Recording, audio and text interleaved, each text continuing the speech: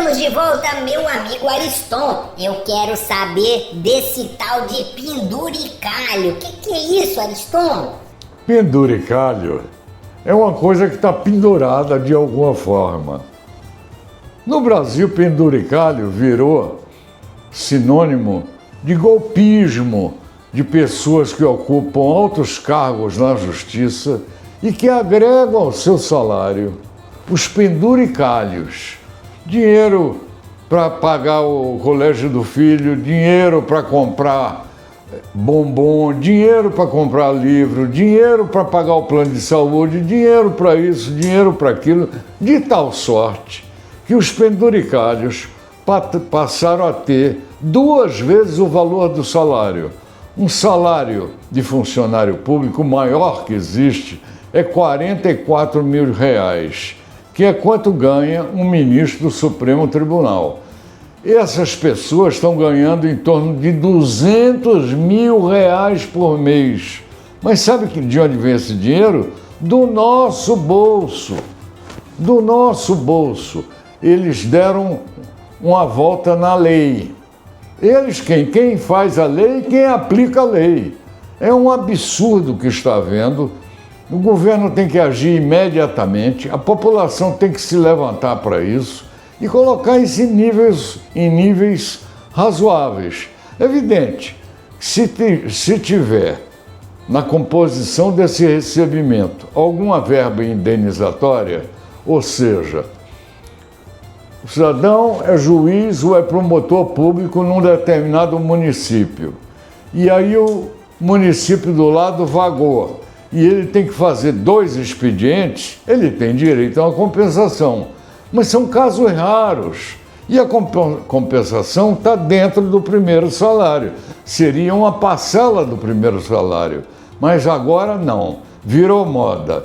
Eles têm carro, eles têm 2 motoristas, eles têm facilidades para tudo. E têm a carteirinha para bater na mesa e dizer que são autoridades.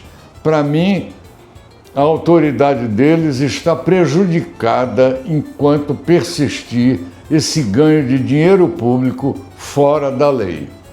Entendi tudo, Ariston. Mais ou menos, porque eu não concluí. Nós devemos ter um olhar muito severo, muito agudo, em cima das injustiças que estão sendo cometidas. Há algumas. Não é o caso do Bolsonaro, não é o caso dos bandidos que tem a saidinha quando pode, é o caso de liberar traficantes, o crime organizado nos dias da saidinha. É o caso de liberar o Bolsonaro da prisão e os golpistas quando eles não têm direito. E isso é atacar a lei, isso é desviar a lei. Nós temos que ter a capacidade de analisar esses momentos para saber até quando a justiça está certa e quando ela erra. O que nós precisamos é mais agilidade na justiça. Hoje uma ação, o tribunal tem até feito uma força para melhorar isso, mas hoje uma ação para tratar de interesses privados leva de 5 a 10 anos para ter o resultado. Uma ação pública leva 20. Por quê? Porque se o cidadão ganhar do Estado o que ele tem direito, ainda vai receber imprecatório, que são mais 10 anos para receber o dinheiro. A justiça teria que ser mais rápida, porque justiça lenta é injustiça. Tem muita coisa para ser colocada nos eixos. Agora eu quero te ouvir sobre o tupetudo, o Donald Trump. O que ele anda fazendo? Não para de arrumar confusão, Ariston? É uma coisa impressionante como as partes que têm interesse se unem. É impressionante. Você vê um vagabundo, ele anda ao seu lado com outro vagabundo, ele não anda com uma pessoa de bem. Esse Trump foi buscar companhia no Netanyahu. Netanyahu é o primeiro-ministro de Israel que acabou com Gaza, que liquidou a população de palestinos. que matou uma infinidade, 100 mil pessoas. 100 mil pessoas. Matou como? Bombardeando dentro de casa. Esse Trump agora lidera um avanço sobre o Irã, com o Netanyahu, os dois estão juntos, em que o mínimo que eles fizeram, ouviu, Juca, foi bombardear uma escola de crianças que tinha entre 140 e 160 crianças. Crianças de 6 a 8 anos de idade. E já está provado que isso é bomba das Forças Armadas Americanas. É um horror. Eu tenho pé atrás nas pessoas que querem resolver as coisas pela violência. Tenho muito pé atrás. Eu não acho que a solução para o crime seja entrar na linha do crime, matar e por aí afora. Acho que não seja essa a saída. Mas eu vou ler aqui para vocês o que eu li nas comunicações sociais do Trump esses dias. Morreu um cidadão chamado Robert Mueller, nos Estados Unidos. Mueller foi o presidente do FBI, o chefe do FBI, Federal Bureau de Investigação dos Estados Unidos, por 8 anos. Ele assumiu o cargo quando houve aquele atentado às Torres Gêmeas nos Estados Unidos. E passou esse tempo todo lá. Depois veio o governo Trump, ele continuou lá, depois saiu e veio a eleição do Trump. E ele foi designado para apurar se a eleição tinha havido ou não desvio de conduta na captação dos votos. E ele encontrou nesse desvio a ajuda da União da Rússia. A Rússia ajudou através da rede social a eleição do Trump. E ele colocou isso lá no parecer dele. Lógico, virou inimigo do Trump. O Trump tinha horror a ele. Agora morre o Roberto Mueller, esse veterano do FBI. Ele foi uma pessoa tão importante, tão séria nos Estados Unidos, ele foi condecorado por bravura na Guerra do Vietnã. Pessoa que devia render homenagem, com um passado limpo. E, após a morte dele, o Trump fez a seguinte frase, eu estou com ela anotada aqui. Comunicaram a ele: Robert Mueller acaba de morrer. E ele responde: que bom, estou contente que ele esteja morto. Esse é o caráter do Sr. Trump, ou seja, nenhum. Eu estou há 60 e tantos anos na política, na vida pública. Eu nunca detectei uma mensagem com esse tom de violência, de desprezo ao ser humano. O cara que fica contente e que fica alegre e fica feliz porque o adversário dele morreu. Sr. Trump, tome juízo, deixe de ser desequilibrado, pare com essas guerras. Agora você está bombardeando o Líbano, está bombardeando o Irã. Por que isso? Que mania de matar, mania de matar. Você sabe o que tem na sua cabeça? Eu sei. Você tem compromissos da eleição com os fabricantes de armas. E você tem que comprar mais armas. Então você se desfaz do seu estoque para poder comprar mais e eles ganharem mais dinheiro.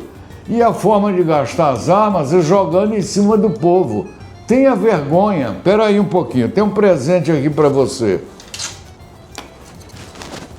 Cartão vermelho. Vai embora. Vai embora. Ninguém quer saber de você. Ariston, eu queria ouvir o Big Bob, que tá lá nesse clima do Donald Trump, querendo saber lá, o povo tá reclamando, Ariston. Vamos ouvir o Big Bob? Antes disso, só queria fazer uma menção a um outro fato.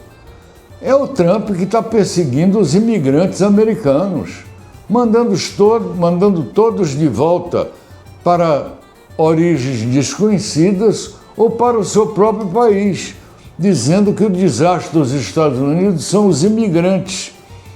Foram os imigrantes que fizeram os Estados Unidos. Essa é a maior potência do mundo, que a gente deve gostar e que a gente deve respeitar, que realmente é o país mais apetrechado do mundo. Agora, isso não pode servir para tirar vidas. Não é possível.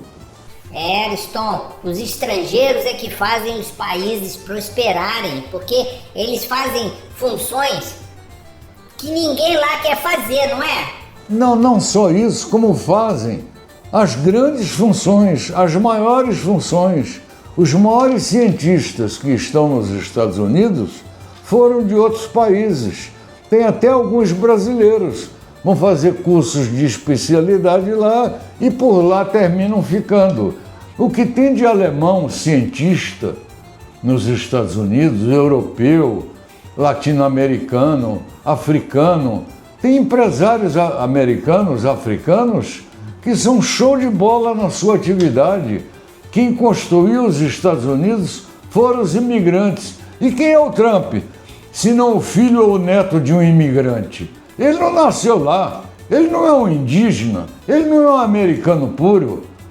Meu Deus do céu, quanto erro em seguida. Vamos ouvir o Big Bob para ver o que ele fala desse pessoal aí, desse pessoal do Trump aí e principalmente dos imigrantes, porque o Big Bob também é imigrante, né? É verdade. Olá, Ariston, olá, Juca. O clima aqui nos Estados Unidos está pesado. O Donald Trump voltou com aquele discurso duro contra imigrantes, tratando como problema justamente quem sempre foi a engrenagem desse país. Os Estados Unidos foram construídos por gente que veio de fora. E tem de tudo, desde trabalhadores braçais até cientistas, empresários, gente de altíssimo nível. Essa diversidade é a força daqui, não a fraqueza. Enquanto isso, no cenário internacional, Trump segue com essa postura de força, apertando o botão daqui, ameaçando dali, e no meio disso tudo, quem paga o preço são civis inocentes em zona de conflito. Decisões sérias sendo tratadas com leveza demais. Volto com vocês aí no estúdio. Juca, nesse momento, nós não tivemos a alegria da sua participação. Você não entrou, nós não rimos, mas, em compensação, o programa fluiu. Então eu queria lhe agradecer por esse longo silêncio. Ariston, eu estou numa semana de meditação, Ariston. Estou refazendo os meus princípios, a minha vida, Ariston. Estou renascendo, Ariston. Que bom, aproveite a Semana Santa e tome bons fluidos. E coma pouco chocolate, hein? Poxa, eu fiz um estoque grandão de chocolate para comer aí uma semana inteira. Mas tudo bem, eu vou devagar e sempre. Ariston, deixo aqui o meu abraço para você. O programa tá terminando, mas semana que vem eu tô de volta, Ariston. Meu abraço para você, para os senhores que nos acompanham, para as senhoras, para as crianças, dizendo que nessa Semana Santa vamos distribuir fraternidade, vamos distribuir compreensão, vamos ser tolerantes ao máximo, cada um fazendo a parte, a sua parte, a vida fica melhor. Muito bem, Ariston, um abraço, boa Páscoa, pessoal, até semana que vem. Até a semana que vem.